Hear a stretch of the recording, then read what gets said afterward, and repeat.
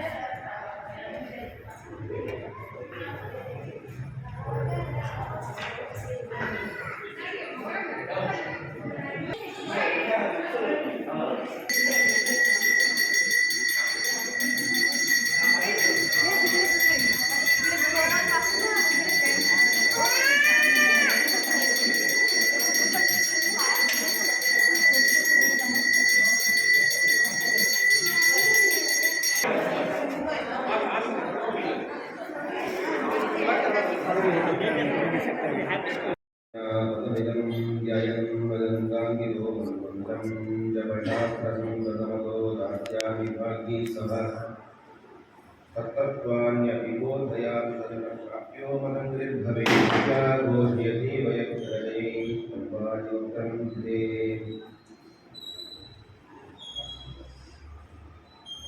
व्यासाय प्रतिमेतिहासरघनोल्लासाय दुर्वादिनां व्यासाय सकराय संस्कृतविश्वासाय कौशुद्विषे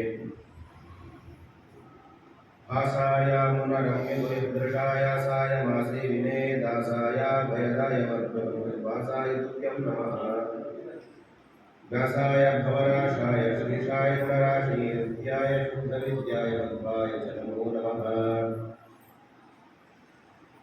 तपो विद्या विरक्त्या सद्गुणौ भगरानहं वादिराजगुरून् वन्दे श्रीहृदयाश्रयान् पूज्याय राघवेन्द्राय सत्यधर्मरताय च अद्भुतां कल्पवृक्षाय नमतां कामधेनवे गोलव्यासभयग्रीवपदकन्यमधुपुरकं श्रीविश्वोत्तमयोगीन्द्रं वन्दे कुम्भाजराट्र्यम् जन्माद्यस्य यतोन्मयात्तरतश्चार्तेष्वभिज्ञस्वराट्तेने ब्रह्मप्रदायादिकवये चन्द्रियं सूरयः तेजोवारिमृतां यथा विनिमयो यत्र त्रिसर्गो मृषा धाम्ना स्वेन सदा विरस्तकुहकम् सत्यं परं धीमहि किं प्रव्रजन्तमनुपेतमपेतकृत्यं दैवायनो निराकातराजुहावा पुत्रेतन्मयतया करवो विनेतुः तं सर्वभूतहृदयं मुनिमानतोऽस्मि। श्रीगुरुभ्यो नमः।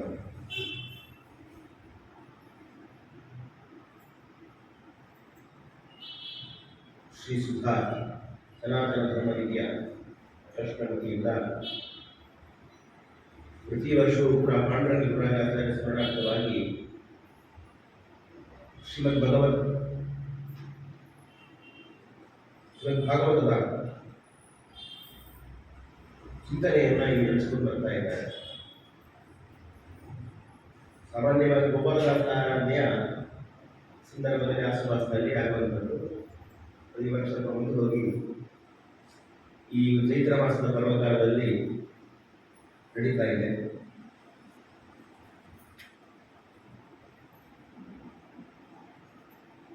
ಈ ಮನುಷ್ಯ ಜನ್ಮಕ್ಕೆ ಸಾರ್ಥಕ್ಯ ಹೇಗೆ ಅಂತ ಕೇಳಿದರೆ,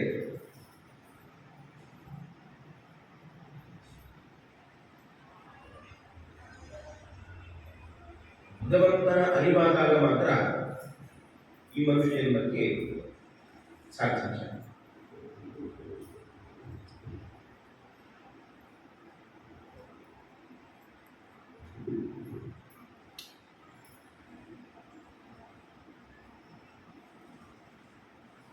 ಭಗವಂತನ ಅರಿವು ಹೇಗಾಗಲಿ ಸಾಧ್ಯ? ಅರಿವು ಅಂದರೆ ಜ್ಞಾನ. ನಮಗೆ ಅರಿವೆಯ ಜ್ಞಾನ ಬೇಕಾಗುತ್ತಿದೆ.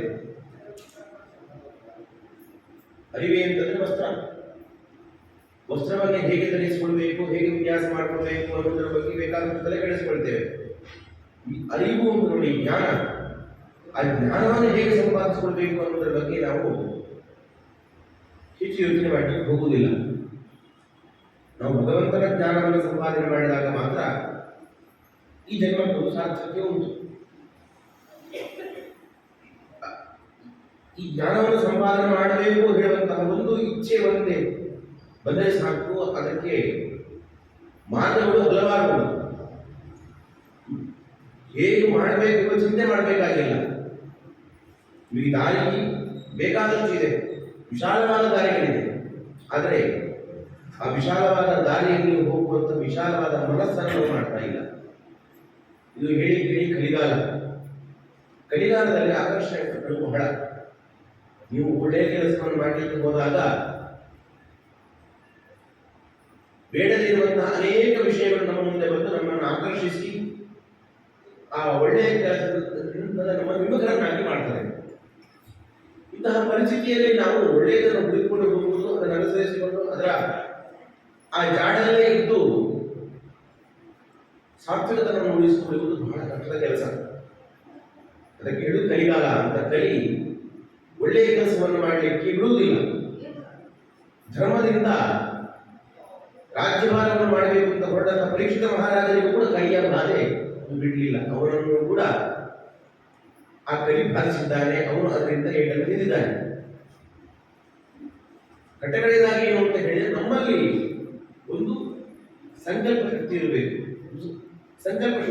ನಾನು ಒಳ್ಳೆಯದನ್ನು ತಿಳ್ಕೊಳ್ಬೇಕು, ಒಳ್ಳೆಯದನ್ನು ಮಾಡಬೇಕು, ಒಳ್ಳೆಯ ದಾರಿಯಲ್ಲಿ ನಡೀಬೇಕು ಅಂತ ಈ ಭಾವ ಇತ್ತು ಅಂತಾದ್ರೆ ನಮಗೆ ಮಾರ್ಗಗಳು ಹಲವಾರು ಉಂಟು. ತೋರಿಸಿಕೊಂಡಂತಹ ಜ್ಞಾನಿಗಳು ಕೂಡ ನಮಗೆ ಬಹಳಷ್ಟು ಮಂದಿ ಇದ್ದಾರೆ. ಎಲ್ಲ ದೃಷ್ಟಿಯಿಂದಲೇ ಇಂತಹ ಘೋರವಾದ ಕಲಿಯುಗದಲ್ಲಿಯೂ ಕೂಡ ಕಲಿಯ ಬಾಧೆಯನ್ನು ಪರಿಹರಿಸಿಕೊಳ್ಳಲಿಕ್ಕೆ ಒಳ್ಳೆಯ ದಾರಿಯಲ್ಲಿ ಸಾಗಿ ಮೋಕ್ಷದ ಫಲವನ್ನು ಸಂಪಾದಿಸುವಂತಹ ಒಂದೇ ಒಂದು ಸಾಧನ ಅಂತಂದ್ರೆ ಅದು ಜ್ಞಾನದ ಮಾರ್ಗ. ಅದಕ್ಕಾಗಿ ವ್ಯಾಸರು ಅನೇಕ ಪುರಾಣಗಳ ರಚನೆಯನ್ನು ಮಾಡಿದರು. ಮಹಾಭಾರತ ಗ್ರಂಥಗಳ ನಿರ್ಮಾಣ ಆಯಿತು. ಈ ಎಲ್ಲ ಪುರಾಣಗಳಿಗೆ ಮೂಲ ಏನು ಅಂತ ಹೇಳಿದ್ರೆ ವೇದಗಳು. ವೇದಗಳನ್ನು ತಿಳಿಯಬೇಕು ಅಂತ ಆಚಾರ್ಯರು ಬಹಳ ಚೆನ್ನಾಗಿ ಹೇಳಿದರು. ವೇದ ರಕ್ಷಣೆಯನ್ನು ಮಾಡಬೇಕು, ನಮ್ಮ ಸನಾತನ ಸಂಸ್ಕೃತಿ ಉಳಿದಿರುವುದೇ ಈ ಸನಾತನವಾದ ವೇದಗಳಿಂದ ಅಂತ. ವೇದಗಳಿಗೆ ಇಂದಿಗೂ ಅಳಿವಿಲ್ಲ. ಈ ವೇದಗಳು ಸನಾತನ ಅಂತ. ಸನಾತನ ಅಂದರೆ ಅದು ಸದಾತನ, ಎಂದೆಂದಿಗೂ ಇರುವಂಥದ್ದು. ವೇದಗಳಿಗೆ ನಾಶ ಅದು ಬರಲಿಕ್ಕೆ ಸಾಧ್ಯವೇ ಇಲ್ಲ. ಎಂತಹ ಕಾಲದಲ್ಲೂ ಕೂಡ ವೇದಗಳಿಗೆ ನಾಶ ಇಲ್ಲ. ವೇದಗಳನ್ನು ಸೃಷ್ಟಿ ಮಾಡಿದವರು ಇಲ್ಲ, ವೇದಗಳನ್ನು ನಾಶ ಮಾಡುವ ವ್ಯಕ್ತಿಯೂ ಇಷ್ಟಪಟ್ಟಿಲ್ಲ. ಸದಾಕಾಲ ಈ ಜಗತ್ತಿನಲ್ಲಿ ಹಾಗೆ ಇರ್ತದೆ. ಪ್ರಳಯ ಆದಾಗ ಕೂಡ ವೇದಗಳಿಗೆ ನಾಶ ಇಲ್ಲ. ಹಾಗಾಗಿ ವೇದಗಳನ್ನು ಅಪೌರುಷೇಯ ಅಂತ ಹೇಳಿದರು. ಒಬ್ಬ ಪುರುಷರಿಂದ ನಿರ್ಮಿತವಾದಂತಹ ಕೃತಿ ಇದಲ್ಲ. ಇಂತಹ ವೇದಗಳಿಂದ ಭಗವಂತನ ಅನೇಕ ಮಹಿಮೆಗಳನ್ನು ಹೇಳಿದ್ದಾರೆ, ವೇದಗಳಲ್ಲಿ ಹೇಳಿದ್ದಾರೆ. ವೇದ ಮಂತ್ರಗಳಲ್ಲಿರುವಂತಹ ಒಂದೊಂದು ಅಕ್ಷರಗಳು, ಒಂದೊಂದು ಸ್ವರಗಳು ಕೂಡ ಭಗವಂತನ ಮಹಿಮೆಗಳನ್ನು ಅದು ಹೇಳುತ್ತೆ ಅಂತ. ವೇದಾಕ್ಷರಾಣಿ ಯಾವಂತಿ ಪಣಿತಾರಿ ವಿಜಾತಿ ತಾವಂತಿ ಪರಿಣಾಮಾನಿ ಕೀರ್ತದಾನಿನ ಸಂಶಯ ಅಂತ. ಪ್ರತಿಯೊಂದು ಅಕ್ಷರಗಳು ಕೂಡ ಅದು ಭಗವಂತನ ಗುಣಕೀರ್ತನೆಗಳನ್ನು ಮಾಡುವಂಥದ್ದು. ಆದರೆ ಈ ಕಲಿಯುಗದಲ್ಲಿರುವಂತಹ ಸಾಮಾನ್ಯ ಜನರಿಗೆ ಇದನ್ನೆಲ್ಲ ಹೇಳಿದ ಅರ್ಥ ಆಗುವುದಿಲ್ಲ. ಸರಿಯಾಗಿ ನಮಗೆಲ್ಲ ವೇದ ಮಂತ್ರವನ್ನೇ ಉಚ್ಚಾರ ಮಾಡಲಿಕ್ಕೆ ಬರುತ್ತಿಲ್ಲ. ತಪ್ಪು ತಪ್ಪಾಗಿ ನಾವು ವೇದ ಮಂತ್ರಗಳನ್ನೇ ಹೇಳ್ತೇವೆ. ಅಂಥದ್ರಲ್ಲಿ ಅಂತಹ ವೇದ ಮಂತ್ರಗಳಿಂದ ನಾವು ಭಗವಂತನ ಗುಣಚಿಂತನೆಯನ್ನು ಮಾಡಲಿಕ್ಕೆ ಹೇಗೆ ಸಾಧ್ಯ? ಸರಿಯಾಗಿ ಮಾತೇ ಆಡ್ಲಿಕ್ಕೆ ಬರದಿದ್ದವರು ಇನ್ನೊಬ್ಬರಿಗೆ ನಾವು ಕನ್ವಿನ್ಸ್ ಮಾಡಲಿಕ್ಕೆ ಸಾಧ್ಯವಾ? ಹಾಗಾಗಿ ನಮಗೆ ವೇದಗಳಿಂದ ನಮಗೆ ಭಗವಂತನ ಅರಿವನ್ನು ಪಡೆಯಲಿಕ್ಕೆ ಸಾಧ್ಯ ಇಲ್ಲ. ಅದಕ್ಕೋಸ್ಕರ ವೇದಾಂತ ನಿರ್ಣಾಯಕವಾಗಿ ಸೂತ್ರಾದಿಗಳನ್ನ ಮಹಾಭಾರತ ಗ್ರಂಥಗಳನ್ನು ವ್ಯಾಸ ರಚನೆ ಮಾಡಿಕೊಂಡು ಈ ಮೂಲಕ ನೀವು ವೇದವನ್ನು ಅರ್ಥೈಸಿಕೊಳ್ಳಿ. ಅದು ನಮಗೆ ಅರ್ಥ ಆಗಲಿಲ್ಲ. ಭಗವಂತನ ಮಹಿಮೆಗಳು ಅರ್ಥ ಆಗಲಿಲ್ಲ. ವ್ಯಾಸರಿಗೆ ಅರ್ಥ ಆಯಿತು. ಅವರಿಗೆ ಈ ಸಾಮಾನ್ಯದಲ್ಲಿ ಇನ್ನೇನಾದರೂ ಮಾಡಿಕೊಡಬೇಕು ಅಂತ ಅನಿಸಿತು. 17 ಪುರಾಣಗಳ ರಚನೆಯಾದರೂ ಕೂಡ ಈ ಜಗತ್ತಲ್ಲಿ ಇನ್ನೇನೋ ಕೊರತೆ ಉಂಟು, ಇನ್ನೇನು ಕೊಡಬೇಕು ಅಂತ ಆದಾಗ ಬಂದು ಪ್ರಾರ್ಥನೆ ಮಾಡಿದರು ನಾರದರು. ಸ್ವಾಮಿ, ನೀವು ಎಲ್ಲವನ್ನೂ ಮಾಡಿದ್ದೀರಿ. ವ್ಯಾಸರೇ ಹೇಳ್ತಾರೆ, ಎಲ್ಲ ಭಾಗವತ ಧರ್ಮವನ್ನು ಹೇಳಿರುವಂತಹ ಮಹಾಭಾರತವನ್ನೇ ನಾನು ನಿರ್ಮಾಣ ಮಾಡಿ ಆಗಿದೆ. ಮಹಾಭಾರತವನ್ನು ನಿರ್ಮಾಣ ಮಾಡಿ ಆಗಬೇಕು ಕೂಡ ನನಗೆ ಇನ್ನೂ ಏನೋ ಕೊಡಬೇಕು ಅಂತ ಅನಿಸ್ತಾ ಉಂಟು. ವ್ಯಾಸರಿಗೆ ಅನ್ನಿಸ್ತಾ ಉಂಟು ಅಂದರೆ ವ್ಯಾಸರು ಗೊತ್ತಿಲ್ಲದೆ ಹೇಳ್ತಾ ಇದ್ದಾರೆ ಅಂತ ಅರ್ಥ ಅಲ್ಲ. ವ್ಯಾಸರನ್ನು ಸರ್ವಜ್ಞರು. ಆದರೂ ಕೂಡ ಜಗತ್ತಿನಲ್ಲಿ ಇಂಥದ್ದೊಂದು ಪ್ರಾರ್ಥನೆ ಇದೆ. ಈ ಪ್ರಾರ್ಥನೆಯ ಮೇರೆಗೆ ಭಗವಂತ ಕೊಟ್ಟರೆ ಆ ಪಡೆದುಕೊಂಡ ವಸ್ತುವಿಗೂ ಅವನ ತೂಕ ಇರುತ್ತೆ, ಬೆಲೆ ಇರುತ್ತೆ.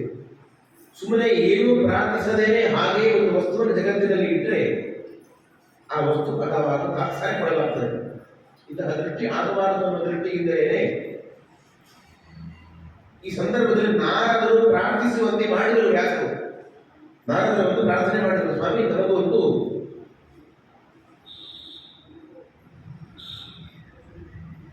ಇನ್ನೊಂದು ಪ್ರಾಣ ಬೇಕಾಗಿದೆ.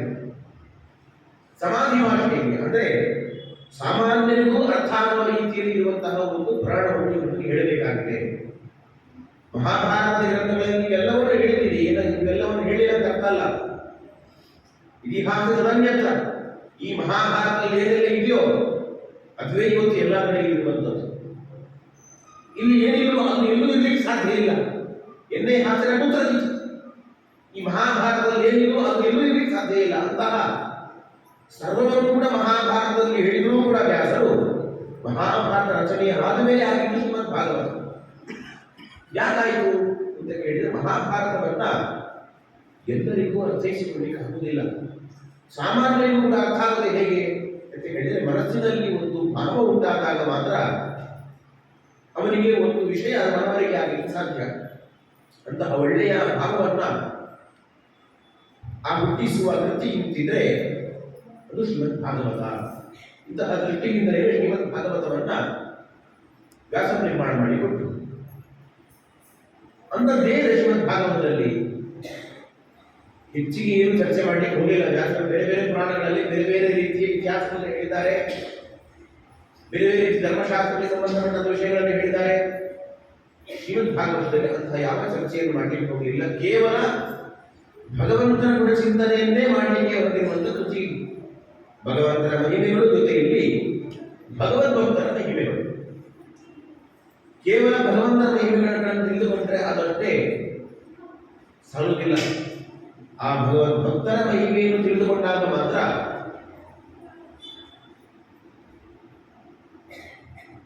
ಈ ಆ ಮೂಲಕ ಭಗವಂತನ ಮಹಿಮೆ ಏನು ಅಂತ ನಮಗೆ ಅರ್ಥ ಆಗಲಿಕ್ಕೆ ಸಾಧ್ಯ. ಇಂತಹ ದೃಷ್ಟಿಯಿಂದಲೇ ಶ್ರೀಮದ್ ಭಾಗವತ ರಚನೆಯಾಗಿದೆ. ಅದಕ್ಕೆ ನಾರದರು ಪ್ರಾರ್ಥನೆ ಮಾಡಬೇಕಾದ್ರೆ ಹೇಳ್ತಾರೆ, ಸ್ವಾಮಿ ನೀವು ಶ್ರೀಹರಿಯ ಗುಣಚಿಂತನೆಗಳನ್ನು ಹೇಳುವುದನ್ನು ಕೊಡಬೇಕು. ಭಗವಂತನ ಸ್ಮರಣೆಯನ್ನು ಮಾಡಿದರೆ, ಭಗವಂತನ ಚಿಂತನೆಯನ್ನು ಮಾಡಿದರೆ ಏನು ಫಲ ಅಂತ ಹೇಳಿ ನಾನೇ ದೃಷ್ಟಾಂತ ಅಂತ ಹೇಳ್ತಾರೆ. ನೋಡಿ, ನಮ್ಮ ಅನುಭವ ಇರುವಂಥದ್ದು ನೋಡಿ, ಅವರು ಹಾಗೆ ಹೇಳಿದ್ರಂತೆ, ಇವರಿಗೆ ಹೀಗೆ ಹೇಳಿದ್ರಂತೆ, ಹಾಗಾಯ್ತಂತೆ, ಇವರಿಗೆ ಹೀಗೆ ಹೋಗಿದ್ದಕ್ಕೆ ಹೀಗೆ ಅನುಗ್ರಹ ಆಯ್ತಂತೆ, ಈ ಅಂತೆ ಕಂತೆಗಳಿಗಿಂತ ಸ್ವಾನುಭವ ಏನಿದೆ ನೋಡಿ, ನಮಗೆ ಹೀಗೆ ಅನುಭವ ಆಯಿತು, ನಮಗೆ ಹೀಗೆ ಫೀಲ್ ಆಯಿತು ಅಂತ ಅನ್ನೋದು ಬಹಳ ದೊಡ್ಡ ಭಾವ ಹುಟ್ಟಿಸುತ್ತೆ ನಮ್ಮಲ್ಲಿ. ಯಾರೋ ಒಬ್ಬರು ಯಾವುದೋ ಕ್ಷೇತ್ರಕ್ಕೆ ಹೋದ್ರಂತೆ, ಹೋದಾಗ ಅವರಿಗೆ ಹೀಗೆ ಅನುಭವ ಆಯ್ತಂತೆ ಅಂತ ಅನ್ನೋದಕ್ಕಿಂತ ಕೂಡ ನಾವು ಅಲ್ಲಿಗೆ ಹೋದಾಗ ನಮಗೂ ಹೀಗೆ ಅನುಭವ ಆಯಿತು ಅಂತ ಅನ್ನೋದು ನಮ್ಮ ಜೀವನದಲ್ಲಿ ಅದು ದೊಡ್ಡ ಪರಿಣಾಮವನ್ನು ಉಂಟು ಮಾಡುತ್ತೆ. ನಾನು ಅದನ್ನು ಹೇಳ್ತಾ ಇದ್ದೇನೆ, ನನಗೆ ಇದರ ಅನುಭವ ಆಗಿದೆ. ಭಗವಂತನ ಗುಣಚಿಂತನೆಯನ್ನು ಮಾಡಿದರೆ ಏನಾಗುತ್ತೆ ಅಂತ ನಾನೇ ಸಾಕ್ಷಿ ಹೇಳಿ ತಮ್ಮ ಆತ್ಮವೃತ್ತಾಂತವನ್ನು ವ್ಯಾಸರ ಮುಂದೆ ಅರಿಕೆ ಮಾಡಿಕೊಳ್ತಾರೆ. ದಾಸಿಪುತ್ರನಾಗಿದ್ದೆ, ಯತಿಗಳ ಸೇವೆಯನ್ನು ಮಾಡಿದ ಪರಿಣಾಮವಾಗಿ ಅವರು ಕೊಟ್ಟಂತಹ ಜ್ಞಾನದ ಫಲದಿಂದ ಅದನ್ನು ಚಿಂತನೆ ಮಾಡಿ ಮಾಡಿ ಮಾಡಿ ನನ್ನೆಲ್ಲ ಸಂಸಾರವನ್ನು ಕೂಡ ತೊರೆದು ತಪಸ್ಸನ್ನು ಆಚರಿಸಿ ಕೊನೆಯಲ್ಲಿ ನಾನು ಭಗವಂತನ ಸಾಕ್ಷಾತ್ಕಾರವನ್ನು ಪಡೆದುಕೊಂಡೆ. ಜ್ಞಾನದಲ್ಲಿಗಾಗಿದ್ದು ಕೇವಲ ಒಂದು ಕ್ಷಣದ ಸಾಕ್ಷಾತ್ಕಾರ ಅಷ್ಟೇ. ಒಂದು ಕ್ಷಣ ಭಗವಂತ ಆ ನಾರದರಿಗೆ ತೋರಿಸಿಕೊಂಡು ದಾಸೀಪುತ್ರನಾಗಿದ್ದಾಗ ಅಂದರೆ ಏನು, ಸುಮ್ಮನೆ ಟ್ರೈಲರ್ ಅಂತ ನೋಡಿ. ಯಾವುದೇ ಒಂದು ಪದಾರ್ಥ ಅದು ಒಮ್ಮೆ ಸಿಕ್ಕಿಬಿಟ್ಟರೆ ಅದು ಸಾಕ್ಷಾತ್ಕಾರವಾಗ್ತದೆ.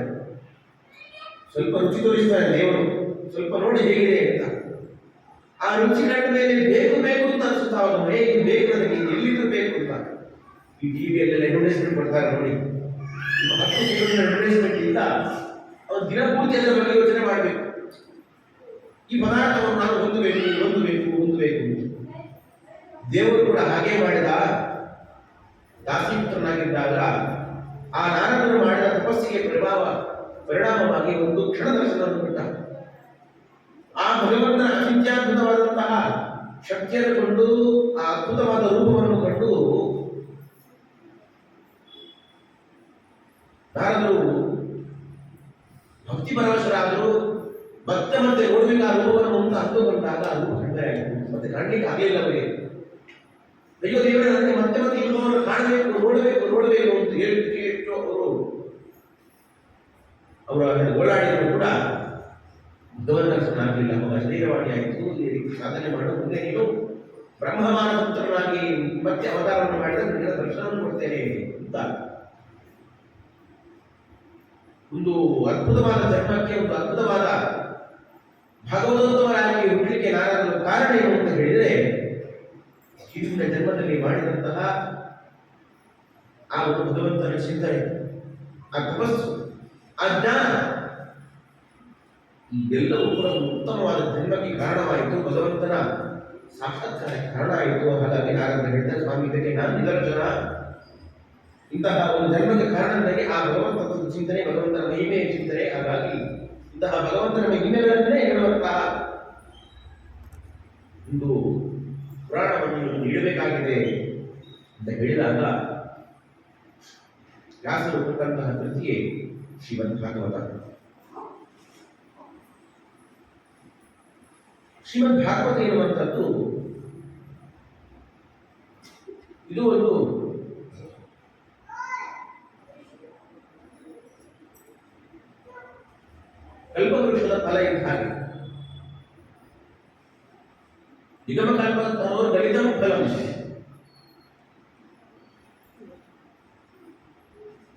ಈ ವೇದಗಳು ಅಂತ ಹೇಳುವುದು ಅದು ಕಲ್ಪವೃಕ್ಷ ಇದ್ದ ಹಾಗೆ. ಯಾಕೆ ಕಲ್ಪವೃಕ್ಷ ಅಂತ ಕೇಳಿದ್ರೆ ವೇದ ಮಂತ್ರಗಳಿಗೆ ಅಂತಹ ಶಕ್ತಿ ಇದೆ. ನಿಮಗೆ ಏನೇನು ಅಭೀಷ್ಟಗಳು ಉಂಟೋ ಈ ಅಭೀಷ್ಟಗಳನ್ನು ಸಂಪಾದಿಸಿಕೊಳ್ಬೇಕು ಅಂತಾದ್ರೆ ಅದಕ್ಕೆ ಸಂಬಂಧಪಟ್ಟಂತಹ ಅನೇಕ ಮಂತ್ರಗಳಿದೆ, ಸಾವಿರಾರು ಮಂತ್ರಗಳಿದೆ. ಆ ಮಂತ್ರವನ್ನು ಪಠಿಸಿಕೊಂಡು ಬೇಕಾದ ಅಭೀಷ್ಟವನ್ನ ಪಡೆಯುವ ಅವಕಾಶ ಉಂಟು.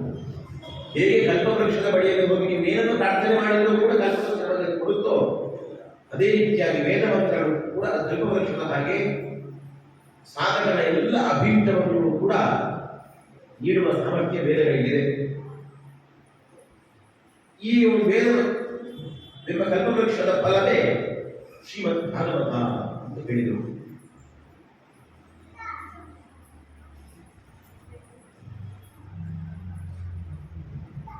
ನಾವು ಇಂತಹ ಫಲವನ್ನು ಹೊಂದಲಿಕ್ಕೆ ನಾವು ಪ್ರಯತ್ನವನ್ನು ಮಾಡಬೇಕು.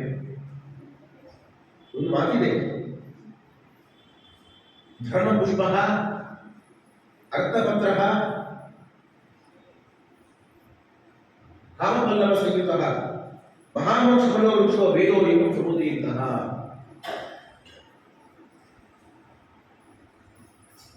ಈ ವೇದ ಎನ್ನುವಂಥದ್ದು ಒಂದು ದೊಡ್ಡ ವೃಕ್ಷ ಇದ್ದ ಹಾಗೆ. ಈ ವೃಕ್ಷದಲ್ಲಿ ಒಂದು ವೃಕ್ಷ ಪರಿಪೂರ್ಣ ಆಗಬೇಕು ಅಂದರೆ ಹೇಗೆ? ಕೇವಲ ಎಮ್ಮೆ ಕೊಂಬೆ ಇದ್ದರೆ ಸಾಲದು. ವೃಕ್ಷದಲ್ಲಿ ನಿಮಗೆ ಬೇಕಾದಷ್ಟು ಗೆಲ್ಲುಗಳಿರಬೇಕು, ಬೇಕಾದಷ್ಟು ಪತ್ರಗಳಿರಬೇಕು, ಅದೇ ರೀತಿಯಾಗಿ ಚಿಗುರುಗಳು ಇರಬೇಕು, ಪುಷ್ಪ ಇರಬೇಕು, ಹಣ್ಣು ಇರಬೇಕು. ಹೀಗೆ ಇದ್ದಾಗ ಮಾತ್ರ ಅದೊಂದು ಒಳ್ಳೆಯ ವೃಕ್ಷ ಅಂತ ಅನಿಸಿಕೊಳ್ತದೆ. ಹೀಗಿದ್ದಾಗ ಮಾತ್ರ ಆ ವೃಕ್ಷ ಫಲವನ್ನು ಪಡೆಯಲಿಕ್ಕೆ ಸಾಧ್ಯ. ವೇದ ಇರುವಂತದ್ದು ಇದೊಂದು ವೃಕ್ಷ ಇದ್ದ ಹಾಗೆ.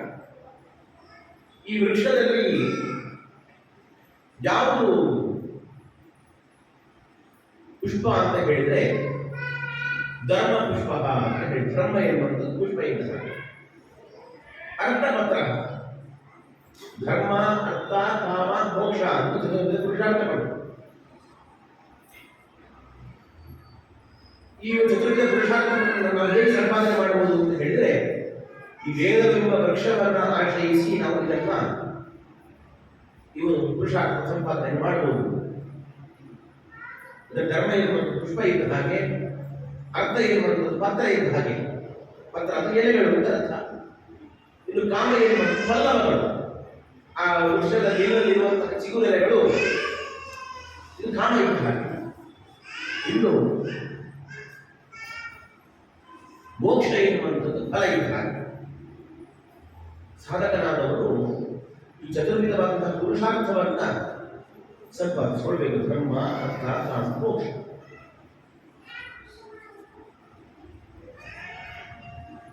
ನಾವೇನ್ ಮಾಡ್ತಾ ಇದ್ದೇವೆ? ನಮ್ಮ ಉದ್ದೇಶ ಏನಿರಬೇಕು? ಕಟ್ಟಕಡೆಯದಾದಂತಹ ಮೋಕ್ಷ ಫಲವನ್ನು ಸಂಪಾದನೆ ಮಾಡುವಲ್ಲಿ ನಮ್ಮ ಉದ್ದೇಶ ಇರಬೇಕು.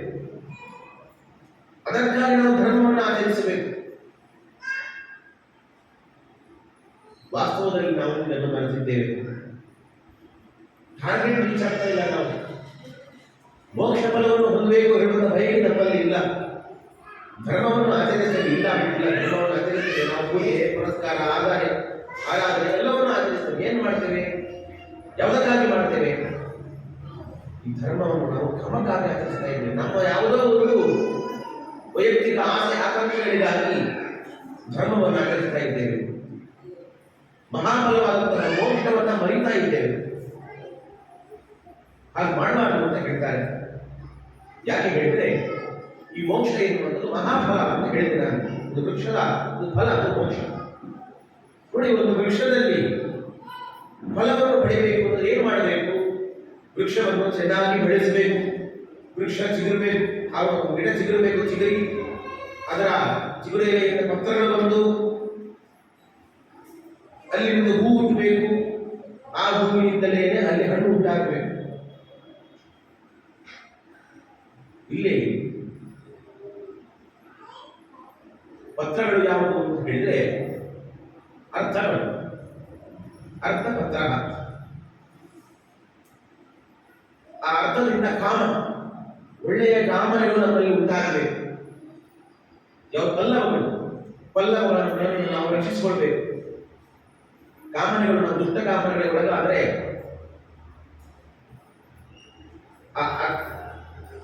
ಆ ಉದ್ದೇಶ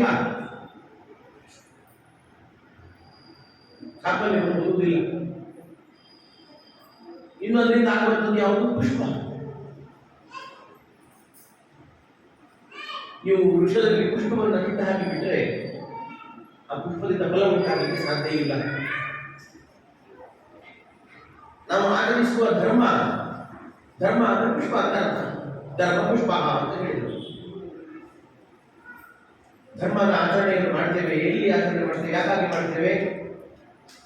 ಲೌಕಿಕವಾದಂತಹ ಆಸೆ ಆಕಾಂಕ್ಷೆಗಳಿಗೆ ನೀವು ಸೀಮಿತ ಆಗಿಬಿಟ್ರೆ ನೀವು ಆ ವೃಕ್ಷದಲ್ಲಿರುವಂತಹ ಪುಷ್ಪವನ್ನು ಕಿತ್ತ ಹಾಗೆ.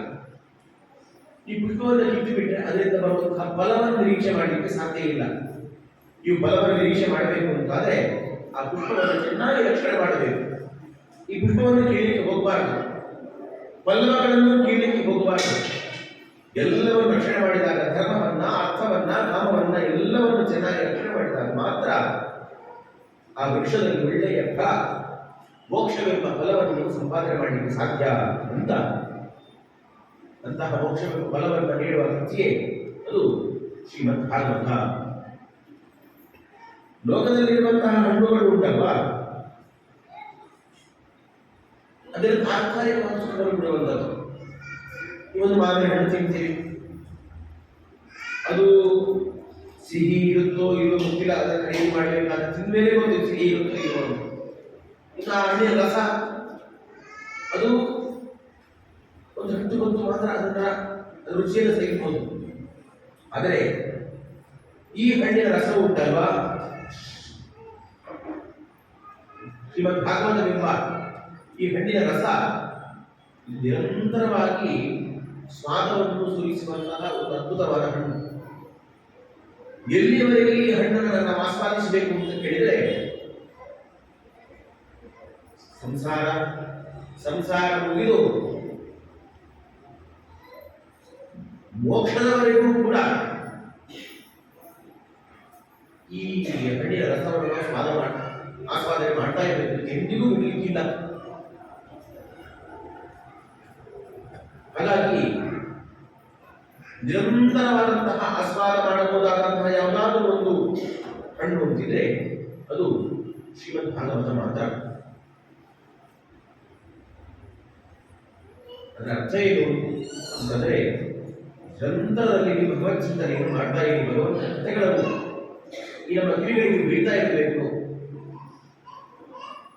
ಹೀಗಿದ್ರೆ ಮಾತ್ರ ಈ ಮನುಷ್ಯ ಜನ್ಮಕ್ಕೂ ಸಾರ್ಥಕ್ಕೆ ಬರ್ತದೆ ಅನ್ನೋ ದೃಷ್ಟಿಯಿಂದ ಸಾಮಾನ್ಯರಿಗೂ ಸುಲಭವಾಗಿ ಅರ್ಥ ಆಗುವ ರೀತಿಯಲ್ಲಿ ಶ್ರೀ ವ್ಯಾಸರು ತನ್ನ ಕಥೆಯನ್ನು ತೋರಿಸಿಕೊಟ್ಟರು.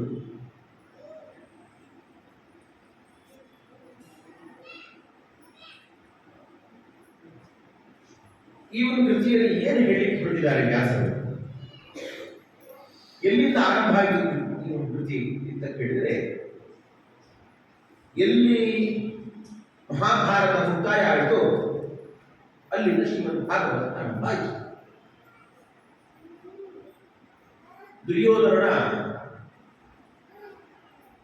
ಎಂದು ಅವನು ಆ ಒಂದು ಗದಾಯುಧದ ತೊಡೆ ಮುರಿದು ಬಿಟ್ಟು ಇಂದಿಗೆ ಮಹಾಭಾರತ ಮುಕ್ತಾಯ ಆಯಿತು. ಅಲ್ಲಿಂದ ಶ್ರೀಮದ್ ಭಾಗವತ ಆರಂಭ. ಪರೀಕ್ಷಿತ ಮಹಾರಾಜನ ಕಥೆ ಇಲ್ಲಿಂದ ಆರಂಭ ಆಗ್ತದೆ. ಇಲ್ಲಿ ಬರುವಂತಹ ಒಂದೊಂದು ಕಥೆಗಳು ಕೂಡ ಭಗವಂತನ ಮಹಿಮೆಗಳನ್ನು ಇಡುವುದರ ಜೊತೆಯಲ್ಲಿ ನಮಗೆ ಬದುಕಿನಲ್ಲಿ ಅನೇಕ ನೈತಿಕ ಮೌಲ್ಯಗಳನ್ನು ನಮಗೆ ತುಂಬಿಸಿಕೊಡ್ತದೆ. ನಾವು ಹೇಗಿರಬೇಕು, ಸಂಸಾರವನ್ನು ಹೇಗೆ ಎದುರಿಸಬೇಕು. ಒಂದು ದೃಷ್ಟಿಯಲ್ಲಿ ಭಗವಂತನ ಮಹಿಮೆಗಳನ್ನು ಹೇಳಲಿಕ್ಕೆ ಹೊರಟರೆ, ಇನ್ನೊಂದು ದೃಷ್ಟಿಯಲ್ಲಿ ಇಲ್ಲಿ ಬರುವಂತಹ ಅನೇಕ ಕಥೆಗಳು, ಬದುಕಿನಲ್ಲಿ ಬರುವಂತಹ ಅನೇಕ ಸವಾಲುಗಳನ್ನು ನಾವು ಹೇಗೆ ಎದುರಿಸಬೇಕು ಅನ್ನೋದು ನಮಗೆ ನೈತಿಕ ಪಾಠವನ್ನು ಮಾಡ್ತದೆ. ಇವತ್ತು ನಾವೆಲ್ಲ ಅನೇಕ ಕೋರ್ಸ್ಗಳು ನೋಡ್ತೇವೆ. ನಾವು ಜನರಿಗೆ ಮೋಟಿವೇಶನ್ ನೀಡಲಿಕ್ಕೆ ಅನೇಕ ಜನರು ಒಂದು ರೀತಿಯ ದಂಧೆಯನ್ನು ಮಾಡಿಕೊಂಡಿದ್ದಾರೆ. ಇವತ್ತಿನ ಲೋಕದ ಜಂಜಾಟದಲ್ಲಿ ಡಿಪ್ರೆಷನ್ ಒಳಗಾಗ್ತಾರೆ.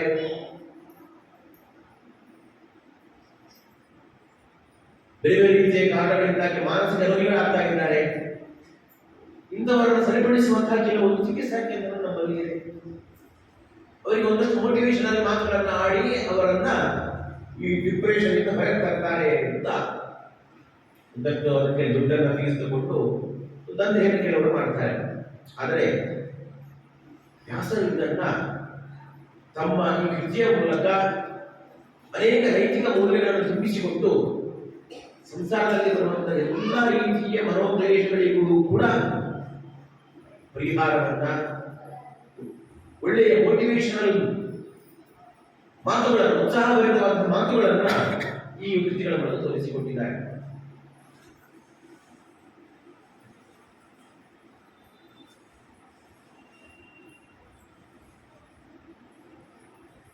ಒಂದು ಉದಾಹರಣೆ ನೋಡುವುದಾದರೆ, ನಮ್ಮ ಆಪತ್ಕಾಲದಲ್ಲಿ ನಾವು ದೇವರನ್ನು ಹೇಗೆ ಪ್ರಾರ್ಥಿಸಬೇಕು? ಸಹಜವಾಗಿ ನಮ್ಮ ಪ್ರಾರ್ಥನೆ ಹೇಗಿರುತ್ತೆ ಅಂತ ಹೇಳಿ, ಸ್ವಾಮಿ ನಮಗೆ ಕಷ್ಟಗಳೇ ಬರುವುದೇ ಬೇಡ, ನಮ್ಮ ಎಲ್ಲ ಕಷ್ಟಗಳನ್ನು ದೂರ ಮಾಡು, ಸುಖವನ್ನು ನೀಡು, ಶಾಂತಿಯನ್ನು ನೀಡು, ಸಂಪತ್ತನ್ನು ನೀಡು ಅಂತ ಹೀಗೆ ಈ ನಮ್ಮ ಪ್ರಾರ್ಥನಾ ರೀತಿ ಹೀಗಿರುತ್ತದೆ. ಇದು ಒಬ್ಬ ಲೋಕದಲ್ಲಿರುವಂತಹ ಸಾಮಾನ್ಯ ವ್ಯಕ್ತಿ ಮಾಡುವಂತಹ ಪ್ರಾರ್ಥನೆ. ಆದರೆ ಇದಕ್ಕಿಂತ ಭಿನ್ನವಾಗಿಯೂ ಕೂಡ ದೇವರಲ್ಲಿ ಪ್ರಾರ್ಥನೆ ಮಾಡಬಹುದು ಅಂತ ಶ್ರೀಮದ್ ಭಾಗವತ ತೋರಿಸಿಕೊಡ್ತದೆ. ಕುಂತಿದೇವಿ ಮಾಡುವಂತಹ ಪ್ರಾರ್ಥನೆ ಭಗವಂತನಲ್ಲಿ ಏನೊಂದು ಪ್ರಾರ್ಥನೆ ಮಾಡ್ತಾಳೆ. ಈ ಕಥೆಗಳಲ್ಲಿ ಗೊತ್ತೇ ಇದೆ, ಗೊತ್ತಿರುವಂತಹ ಕಥೆಗಳೇ.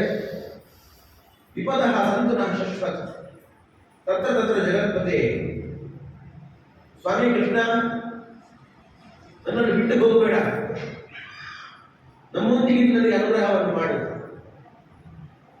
ನಿನ್ನಲ್ಲಿ ಪ್ರಾರ್ಥನೆ ಮಾಡ್ತಾ ಇದ್ದೇನೆ ನಾನು, ನಿನ್ನಲ್ಲಿ ನಮಗೆ ಮತ್ತೆ ಮತ್ತೆ ವಿಪತ್ತುಗಳು ಬರಲಿ, ಮತ್ತೆ ಮತ್ತೆ ಆಪತ್ತುಗಳು ನಮಗೆ ಮೇಲಿಂದ ಮೇಲೆ ಬರಲಿ ಅಂತ ಕೂತಿದ್ದೀವಿ, ಪ್ರಾರ್ಥನೆ ಮಾಡ್ತಿದ್ದಾಳೆ. ಇದು ಸಾಮಾನ್ಯವಾಗಿ ಮೇಲ್ನೋಟಕ್ಕೆ ನೋಡಬೇಕಾದ್ರೆ ವಿಚಿತ್ರ ಅಂತ ಅನಿಸ್ಬೋದು. ದೇವರಲ್ಲಿ ಬಂದಂತಹ ಆಪತ್ತನ್ನು ಪರಿಹಾರ ಮಾಡಿ ಅಂತ ಕೇಳಬೇಕು ನಾವು, ಎಲ್ಲ ಕಷ್ಟವನ್ನು ದೂರ ಮಾಡುವಂತ ಕೇಳಬೇಕು. ಆದರೆ ಕುಂತಿದ್ದೀವಿ ಏನ್ ಕೇಳ್ತಾ ಇದ್ದಾರೆ, ನಮಗೆ ವಿಪತ್ತನ್ನು ಕೊಡು, ಬೇರೆ ಮೇಲೆ ಕಷ್ಟವನ್ನೇ ಕೊಡು ಅಂತ ಕುಂತಿದ್ದೀವಿ ಕೇಳ್ತಾ ಇದ್ದಾರೆ. ಏನರ್ಥ? ಇದು ಲೋಕದಲ್ಲಿರುವಂತಹ ಒಬ್ಬ ಸಾಮಾನ್ಯ ವ್ಯಕ್ತಿಗೆ ಇದು ಒಂದು ದೊಡ್ಡ ಪಾಠ ಇದೆ. ನಮಗೆಲ್ಲ ಆಪತ್ತುಗಳು ಬರ್ತಾ ಇರ್ತದೆ. ಈ ಆಪತ್ತುಗಳು ಬಂದಾಗ ನಾವು ಎಂದಿಗೂ ಕುಗ್ಗಬಾರದು. ಎಲ್ಲ ಆಪತ್ತನ್ನು ಕೂಡ ನಾವು ಧನಾತ್ಮಕವಾಗಿ ಸ್ವೀಕಾರ ಮಾಡಿದಾಗ ಮಾತ್ರ ನಾವು ಸಾಮಾಜಿಕವಾಗಿ ಅಥವಾ ಸಾಂಸಾರಿಕವಾಗಿ ಗಟ್ಟಿಯಾಗಿ ಇರಲಿಕ್ಕೆ ಸಾಧ್ಯ. ಈ ಆಪತ್ತನ್ನು ಎದುರಿಸುವ ಸ್ಥೈರ್ಯ ನಮ್ಮಲ್ಲಿ ಇಲ್ಲದೆ ಇದ್ದಾಗಲೇ ಡಿಪ್ರೆಷನ್ಗೆ ನಾವೆಲ್ಲ ಒಳಗಾಗ್ತೇವೆ, ಮಾನಸಿಕವಾಗಿ ಹೀಗೆ ಹೋಗ್ತೇವೆ, ಮತ್ತಷ್ಟು ದುಃಖವನ್ನು ಪಡ್ತೇವೆ. ಆ ಕುಂತಿದೇವಿ ಹೇಳುವಂತಹ ಮಾತೇನು ಗೊತ್ತುಂಟೋ, ಭವತೋ ದರ್ಶನ ಪುನರ್ಭವ ದರ್ಶನ. ಯಾಕೆ ಅಂತ ಹೇಳಿದ್ರೆ, ಕುಂತಿದೇವಿ ಯಾಕೆ ಬೇರಿಂದ ಮೇಲೆ ನಮಗೆ ವಿಪತ್ತುಗಳು ಬರ್ತಾ ಇದೆ ಹೇಳ್ತಾ ಇದ್ದಾಳೆ ಅಂತ ಹೇಳಿದ್ರೆ, ಆ ಕುಂತಿ ಹೇಳ್ತಾಳೆ, ತನ್ನ ಜೀವನದ ದೃಷ್ಟಾಂತವನ್ನೆಲ್ಲ ಹೇಳ್ತಾಳೆ. ನಮ್ಮ ಜೀವಿತಾವಧಿಯಲ್ಲಿ ಎಷ್ಟೆಲ್ಲ ಆಪತ್ತುಗಳು ಬರುತ್ತವೆ. ಪಾಂಡವರ ಬಾಲ್ಯದಿಂದ ಆರಂಭಿಸಿ ವಿಷಪ್ರಾಶನವನ್ನು ಮಾಡಿದರು, ಅಡಿಗೆ ಮನೆಯಲ್ಲಿ ಅವರನ್ನು ಕೂಡಿ ಹಾಕಿ ಅದು ಸುಟ್ಟು ಹಾಕಬೇಕು ಅಂತ ಪ್ರಯತ್ನವನ್ನು ಪಟ್ಟರು. ಇನ್ನು ಮಹಾಭಾರತ ಯುದ್ಧ ಪ್ರಸಂಗದಲ್ಲಿ ನಾನಾ ರೀತಿಯ ಕಷ್ಟಕ್ಕೊಳಗಾದರು, ಯುದ್ಧಗಳಿಗೆ ಸೋತರು, ಸರ್ವಸ್ವವನ್ನು ಕಳೆದುಕೊಂಡರು, ವನವಾಸವನ್ನು ಅನುಭವಿಸಿದರು. ಹೀಗೆ ಕುಂತಿದೇವಿ ಪಾಂಡವರು ಎಷ್ಟೆಲ್ಲ ವಿಪತ್ತಿಗೆ ಒಳಗಾದರೂ ಕೂಡ ಎಲ್ಲ ವಿಪತ್ತಿಯಿಂದ ಪಾರು ಮಾಡಿದವರು ಯಾರು? ಸ್ವತಃ ಸಾಕ್ಷಾತ್ ಪರಮಾತ್ಮ ಭಗವಂತನ ಜೊತೆಗಿದ್ದು ಆ ಪಾಂಡವರಿಗೆ ಬಂದಂತಹ ಎಲ್ಲ ಕಷ್ಟವನ್ನು ಪರಿಹಾರ ಮಾಡಿದ. ಇದನ್ನೇ ನೆನಪಿಸಿಕೊಂಡು ಕುಂತಿದ್ದೇವೆ ಹೇಳ್ತಾ ಇದ್ದಾಳೆ, ನಮಗೆ ಬಂದಂತಹ ಎಲ್ಲ ಕಷ್ಟಗಳನ್ನು ಪರಿಹಾರ ಮಾಡಿದರು ನೀನು. ಯಾವಾಗ ಯಾವಾಗ ನಮಗೆಲ್ಲ ಕಷ್ಟ ಅಂತ ಬಂದಿತ್ತು ಆವಾಗ ನೀನೆಲ್ಲ ಬಂದು ನಮಗೆ ದರ್ಶನವನ್ನು ನೀಡಿ ನಮ್ಮ ಕಷ್ಟವನ್ನು ಪರಿಹಾರ ಮಾಡಿದ್ದೀಯ. ಸ್ವಾಮಿ, ಹಾಗಾಗಿ ನಾನು ಮತ್ತೆ ನಾನು ಕೇಳ್ತಾ ಇದ್ದೀನಿ, ನನಗಿರುವ ಇಚ್ಛೆ ಒಂದೇ, ನಿನ್ನ ದರ್ಶನ ನನಗೆ ಯಾವತ್ತೂ ಆಗ್ತಾ ಇರಬೇಕು, ನಿನ್ನನ್ನು ನಾನು ಯಾವತ್ತೂ ನೋಡ್ತಾ ಇರಬೇಕು. ಹಾಗಾಗಿ ಏನ್ ಮಾಡಬೇಕು? ನೀನು ಬರುವುದು ಯಾವಾಗ? ನಮಗೆ ಆಪತ್ತು ಬಂದಾಗ ಮಾತ್ರ ನೀನು ಬರ್ತೀವಿ. ಇಂತಾದ್ರೆ ನಮಗೆ ಆಪತ್ತುಗಳೇ ಬರಲಿ, ಜೀವನದಲ್ಲಿ ಆಪತ್ತುಗಳೇ ಬೇರೆ ಮೇಲೆ ಬರ್ತಾ ಇದೆ. ನಿನ್ನ ದರ್ಶನ ನಮಗೆ ಬೇರಿನ ಮೇಲೆ ಆಗ್ತಾ ಇರುತ್ತೆ. ನಿನ್ನ ದರ್ಶನ ಮೇಲಿನ ಮೇಲೆ ಆಗ್ತಾ ಇದ್ರೆ ಈ ಸಂಸಾರವೇ ನನಗಿಲ್ಲ, ಮತ್ತು ನನಗೆ ಸಂಸಾರ ಉಂಟಾಗಲಿಕ್ಕೆ ಸಾಧ್ಯ ಇಲ್ಲ, ನನಗೆ ಮೋಕ್ಷವನ್ನೇ ಕೊಟ್ಟು ಬಿಡ್ತೀವಿ. ಹಾಗಾಗಿ ನನಗೆ ಬೇರೆ ವಿಪತ್ತನ್ನು ಕೊಡು ಅಂತ ಕುಂತಿದ್ದೀವಿ, ಪ್ರಾರ್ಥನೆ ಮಾಡ್ತಾ ಇದ್ದಾಳೆ. ಈ ಕುಂತಿ ದೇವಿಗೆ ಮಾತು ನೋಡಿ, ಇದು ಒಬ್ಬ ವ್ಯಕ್ತಿ ಸಮಾಜದಲ್ಲಿ ಹತಾಶನಾದಂತಹ ವ್ಯಕ್ತಿಗೆ ಇದು ಒಳ್ಳೆಯ ಸ್ಫೂರ್ತಿದಾಯಕ ಮಾತು. ಎಲ್ಲವನ್ನೂ ಕಳೆದುಕೊಂಡೇ ಕಟ್ಟದಲ್ಲಿ ಇದ್ದೇನೆ ಅಂತ ದುಃಖ ಪಡಬೇಕಾಗಿಲ್ಲ. ಎಲ್ಲವನ್ನು ಕಳೆದುಕೊಂಡ ಮೇಲೆ ಮತ್ತೆ ಪಡೆದುಕೊಳ್ಳುವ ಆ ಭಾವವನ್ನು ನೋಡಿ, ಅದು ನಮ್ಮಲ್ಲಿ ನೂರ್ಮಡಿಯಾದ ಉತ್ಸಾಹವನ್ನು ತುಂಬಿಸುತ್ತೆ. ಇನ್ನೇನಾದರೂ ಪಡೆಯಬೇಕು, ನಾನು ಮಾಡಬೇಕು ಎನ್ನುವಂತಹ ಉತ್ಸಾಹವನ್ನು ಹೊಂದಬೇಕು. ಈ ಕಷ್ಟದಲ್ಲಿಯೂ ಕೂಡ ಧನಾತ್ಮಕವಾದಂತಹ ಭಾವವನ್ನು ತುಂಬಿಸುವ ಮಾತುಗಳಿದ್ದೆಲ್ಲವೂ ಕೂಡ ಕಷ್ಟವನ್ನು ಕೊಟ್ಟಂತಹ ದೇವರು ಪರಿಹಾರಿಸುವಂತಹ ಮಾರ್ಗವನ್ನು ತೋರಿಸಿಕೊಟ್ಟಿರುತ್ತಾನೆ. ಹುಟ್ಟಿಸಿದ ಎಲ್ಲ ಜೀವರ ಹೊಣೆಗಾರಿಕೆಯು ಭಗವಂತನದ್ದೇ ಆಗಿದೆ. ಬೆಟ್ಟದ ಕಲ್ಲೊಳಗೆ ಹುಟ್ಟಿರುವ ಕ್ರಿಮಿಕೀಟಗಳಿಗೆ ತುತ್ತಮಿಟ್ಟವರು ಯಾರು ಅಂತ ದಾಸರು ಹೇಳ್ತಾರೆ. ನಾವೆಲ್ಲ ಅಂದುಕೊಂಡಿರ್ತೇವೆ, ನಾವು ದುಡಿತೇವೆ, ನಮ್ಮ ಸಂಪಾದನೆಯಿಂದ ನಾವೇ ಊಟ ಮಾಡ್ತೇವೆ, ನಮ್ಮ ಬದುಕು ನಾವು ಕಟ್ಟಿಕೊಂಡಿದ್ದೇವೆ ಅಂತ. ಸರಿ, ಹಾಗಾದ್ರೆ ನಮ್ಮ ಬದುಕು ನಾವೇ ಕಟ್ಟಿಕೊಂಡಿದ್ದೇವೆ ಅಂತಾದ್ರೆ ಎಲ್ಲೋ ಬೆಟ್ಟ ಗುಡ್ಡಗಳಲ್ಲಿ ಇರುವಂತಹ ಕಲ್ಲು ಮಣ್ಣಿನ ಅಡಿಯಲ್ಲಿರುವಂತಹ ಹುಳಪುಪ್ಪಟಗಳಿಗೆ ಆಹಾರವನ್ನು ಒದಗಿಸುವವರು ಯಾರು? ಹಾಗಾಗಿ ಹುಟ್ಟಿಸಿರುವಂತಹ ಪ್ರತಿ ಜಂತುಗಳಿಗೂ ಕೂಡ ಎಲ್ಲವನ್ನು ಕರುಣಿಸುವವನು ಒಂದು ಭಗವಂತನೇ ಆಗಿದ್ದಾನೆ ಅಂತಂದ್ರೆ, ಇವತ್ತು ನಾವು ನೀವು ಉಣ್ಣುವಂತಹ ಈ ಅನ್ನ ಆಗಿರ್ಬೋದು, ತೊಟ್ಟಂತಹ ವಸ್ತ್ರ ಆಗಿರ್ಬೋದು, ಇದೆಲ್ಲವೂ ಕೂಡ ಭಗವಂತ ಕೊಟ್ಟ ಭಿಕ್ಷೆ, ಭಗವಂತನಿಂದಲೇ ನಾವೆಲ್ಲ ಇದ್ದೇವೆ ಹೇಳುವಂತಹ ಭಾವ ಇದ್ದಾಗ ಮಾತ್ರ ನಮಗೆ ಈ ಸಂಸಾರದಲ್ಲಿ ಸುಲಭವಾಗಿ ಸಾಗಲಿಕ್ಕೆ ಸಾಧ್ಯ. ಎಲ್ಲವನ್ನು ನಾನೇ ಮಾಡ್ತಾ ಇದ್ದೇನೆ ಅಂದಾಗ ಎಲ್ಲೋ ಒಂದು ಕಡೆ ನಾವು ಸೋತಾಗ, ಎಲ್ಲವನ್ನು ಕಳೆದುಕೊಂಡಾಗ ಆಗುವಂತಹ ಮಾನಸಿಕ ದುಃಖ ಉಂಟಲ್ವಾ, ಅದು ಬಹಳ ದೊಡ್ಡದು. ಎಲ್ಲವೂ ಭಗವಂತನ ಇಚ್ಛೆ ಇದ್ದರೆ ಆಗ್ತಾ ಇದೆ, ಭಗವಂತನೇ ಕೊಟ್ಟಿದ್ದಾನೆ, ಭಗವಂತ ನಡೆಸ್ತಾ ಇದ್ದಾನೆ, ಇದ್ದಾನೆ ಇರುವೆ ಹರಿಯೇ ಅಂತ ಈ ಭಾವ ನಮ್ಮಲ್ಲಿ ಇದ್ದಾಗ ಎಲ್ಲವನ್ನು ಕಳೆಗೊಂಡರು, ಕೋಟಿ ಸಂಪತ್ತನ್ನು ಕಳೆಗೊಂಡರು ಕೂಡ ಯಾವುದೇ ಮಾನಸಿಕ ಕ್ಲೇಶಕ್ಕೊಳಗಾಗದೇನೆ ಆ ಕುಂತಿ ದೇವಿಯ ಭಾವ ಹೇಗಿತ್ತು ನೋಡಿ, ಅಂತಹ ಭಾವ ನಮಗೆ ಪಡೆಯಲಿಕ್ಕೆ ಸಾಧ್ಯ. ಸ್ವಾಮಿ, ವಿಪತ್ತು ಬಂದರೂ ಕೂಡ ನಮಗೆ ದರ್ಶನವನ್ನು ನೀಡು, ನಮ್ಮ ಆಪತ್ತನ್ನು ಪರಿಹರಿಸು ಹೇಳುವಂತಹ ಈ ಶುದ್ಧವಾದ ಭಾವವನ್ನು ಹೊಂದಿದಾಗ ಮಾತ್ರ ಈ ಸಂಸಾರದಲ್ಲಿ ನಾವು ಯಾವುದೇ ಮನೋವ್ಯಾಧಿಗಳಿಗೆ ಒಳಗಾಗದೆ ಭಗವಂತನ ಚಿಂತನೆಯನ್ನೇ ಮಾಡ್ತಾ ಸುಖವಾಗಿ ಸಾಧನೆಯನ್ನು ಮಾಡಲಿಕ್ಕೆ ಸಾಧ್ಯ. ಅಂತಹ ಆ ಮನೋಧರ್ಮವನ್ನು ನಾವು ಬೆಳೆಸಿಕೊಳ್ಬೇಕು ಅಂತಂದ್ರೆ ಇಂತಹ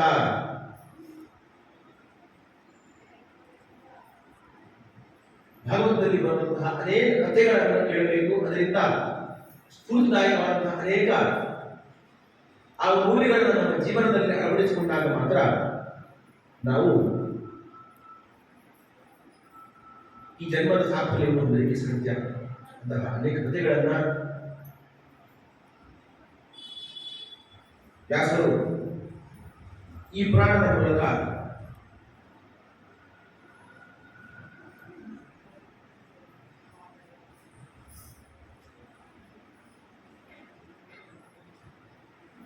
ಬಿಡಿಸಿ ಸಾಮಾನ್ಯರಿಗೂ ಕೂಡ ಈ ಸಮಾಜದ ಕಟ್ಟಕಡೆಯ ವ್ಯಕ್ತಿಯೂ ಕೂಡ ಭಗವದ್ಭಕ್ತಿಗೆ ವಿಮುಖನಾಗಬಾರದು ಹೇಳುವ ಒಂದೇ ಒಂದು ಉದ್ದೇಶದಿಂದ ನಾರದರ ಪ್ರಾರ್ಥನೆಯಿಂದ ವ್ಯಾಸರು ಈ ಅಮೂಲ್ಯವಾದ ಈ ರತ್ನವನ್ನು ಜಗತ್ತಿಗೆ ಕೊಟ್ಟಿದ್ದಾರೆ. ಹಾಗಾಗಿ ಈ ಕೃತಿಯ ಚಿಂತನೆಯನ್ನ ಯಥಾಮತಿ ನಾವು ಮಾಡೋಣ. ಇದು ನಮ್ಮ ಜೀವನದ ಒಂದು ಅವಿಭಾಜ್ಯ ಅಂಗವಾಗಿರಬೇಕು.